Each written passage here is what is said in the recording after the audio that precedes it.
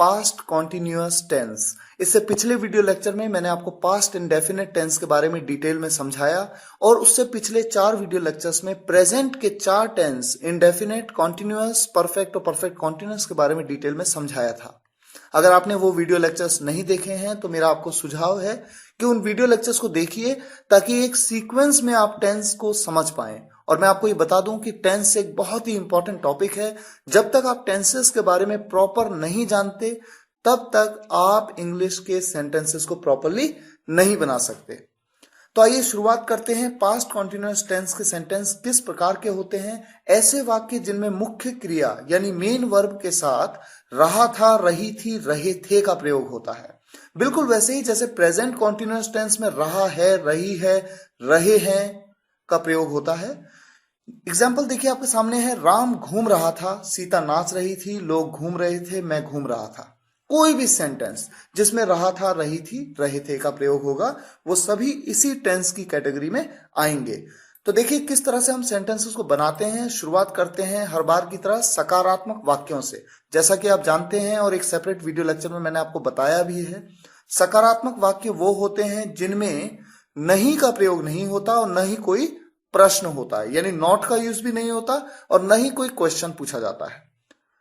किस तरह से बनाना है? देखिए सबसे पहले सब्जेक्ट, उसके बाद सब्जेक्ट के अनुसार वॉज या वर, हेल्पिंग वर्ब का यूज आप करेंगे। कहां पर वॉज, कहां पर वर, ये अगली स्लाइड में मैं आपको बताऊंगा।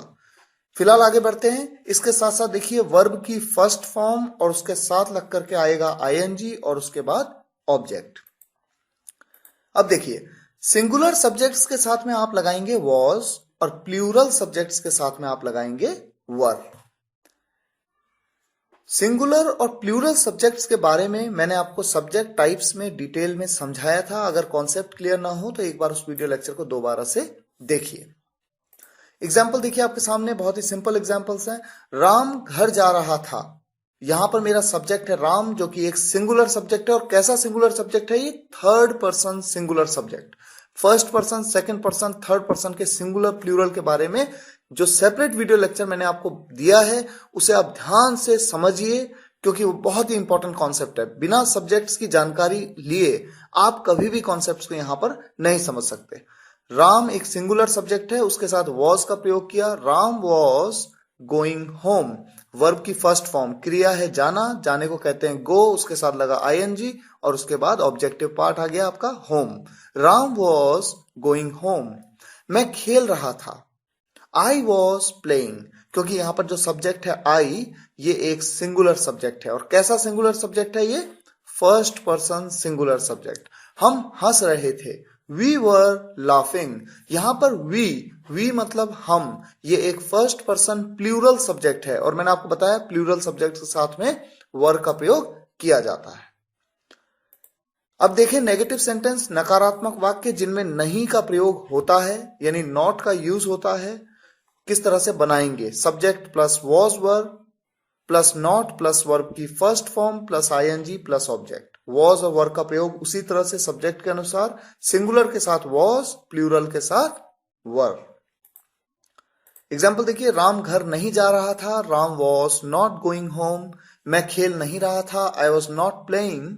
हम हंस नहीं रहे थे, या मैं कहूं हम नहीं हंस रहे थे, we were not laughing.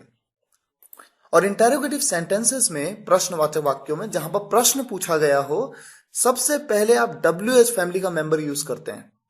WH family के बारे में मैंने आपको सेपरेट वीडियो लेक्चर में भी बताया है और पिछले 5 वीडियो लेक्चर्स में, जो टेंसेस के 5 वीडियो लेक्चर्स हैं, डिटेल में आपको बताया है कि WH फैमिली क्या होती है, क्यों, कब, कैसे, कहां, इनके लिए जो वाई, वेयर, व्हेन, हाउ, ये सभी क्या हैं? WH फैमिली के मेंबर्स।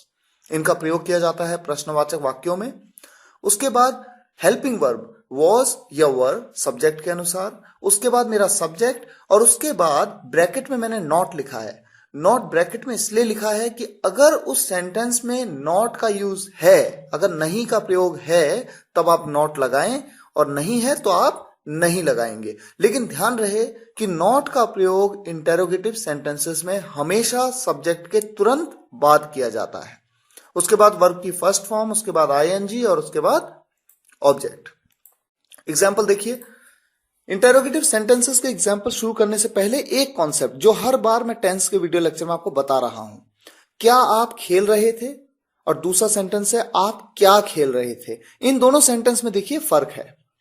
अगर मैं आपसे कहूं क्या आप खेल रहे थे, तो इसका आंसर आप यस और नो में दे सकते हैं। आप कह सकते हैं यस या आप कह सकते हैं नो। दूसरे सेंटेंस में अगर मैं आपसे पूछूं आप क्या खेल रहे थे, तो आप यस या नो नहीं कहेंगे, आप बताएंगे कि आप क्या खेल रहे थे। आप बता सकते हैं क्रिकेट, आप बोल सकते हैं फुटबॉल, आप कह सकते हैं वॉलीबॉल, आप कह सकते हैं बास्केटबॉल। तो आपको बताना होगा कि आप क्या खेल रहे थे। तो जब भी किसी क्वेश्चन में क्या का प्रयोग होता है और उस क्वेश्चन का जवाब आप यस और नो में दे सकते हैं, तो इसका मतलब सीधा है कि उसमें WH फैमिली मेंबर व्हाट का प्रयोग क्या के लिए नहीं होगा। यानी पहले सेंटेंस में चूंकि आप यस और नो में जवाब दे सकते हैं, यहां पर कोई WH फैमिली नहीं है, तो आप क्या करते हैं, WH फैमिली तो है नहीं, अब आपको लगाना है वॉज या वर। आप वर का यूज करेंगे क्योंकि आपका सब्जेक्ट जो है यू वो एक प्लूरल सब्जेक्ट है, सेकंड पर्सन प्लूरल सब्जेक्ट है ये। तो वर का यूज किया, वर यू। उसके बाद वर्ब की फर्स्ट फॉर्म क्रिया है खेलना, खेलने को कहते हैं प्ले, उसके साथ में ING, वर यू प्लेइंग। और दूसरा सेंटेंस है आप क्या खेल रहे थे। यहां पर आप यस और नो में जवाब नहीं दे सकते। इसका सीधा सा मतलब है कि क्या के लिए आपको WH फैमिली मेंबर व्हाट का प्रयोग करना होगा। तो आप कहते हैं व्हाट वर यू प्लेइंग। और जब भी कभी किसी प्रश्नवाचक वाक्य में WH फैमिली जैसे क्यों, कब, कहां, कैसे का प्रयोग होगा, तो ये अंडरस्टूड है कि आपको उसके रिस्पेक्टिव वर्ड का यूज करना पड़ेगा। जैसे क्यों के लिए वाई, कैसे के लिए हाउ। एग्जाम्पल देखिए, क्या राम घर जा रहा था, वॉज राम गोइंग होम। यहां पर कोई WH फैमिली नहीं है। क्या मैं खेल नहीं रहा था, यहां पर भी कोई WH फैमिली नहीं है, वॉज आई नॉट प्लेइंग। हम हंस क्यों रहे थे, यहां पर WH फैमिली है क्यों, क्यों को कहते हैं why, why were we laughing. अगला सेंटेंस आपके सामने है, वो कौन सा खेल खेल रही थी, विच गेम। यहां पर देखिए कौन सा को कहते हैं विच, WH फैमिली है विच, लेकिन कौन सा खेल विच के साथ में इस तरह से लग करके जब कोई वर्ड आता है तो वो वर्ड भी WH फैमिली का पार्ट बन जाता है और पूरी WH फैमिली आ जाती है, विच गेम, और उसके बाद helping verb was she playing. ये कैसे होता है, ये बात मैंने WH फैमिली के वीडियो लेक्चर में आपको बताई थी कि किस तरह से दो वर्ड्स कंबाइन होकर आ जाते हैं। उनमें से एक होता है WH फैमिली मेंबर और दूसरा एक नॉर्मल वर्ड। मम्मी उसे क्यों डांट रही थी, why was mom scolding him. अगर वो कोई पुरुष है तो हिम, अगर वो कोई स्त्री है तो हर।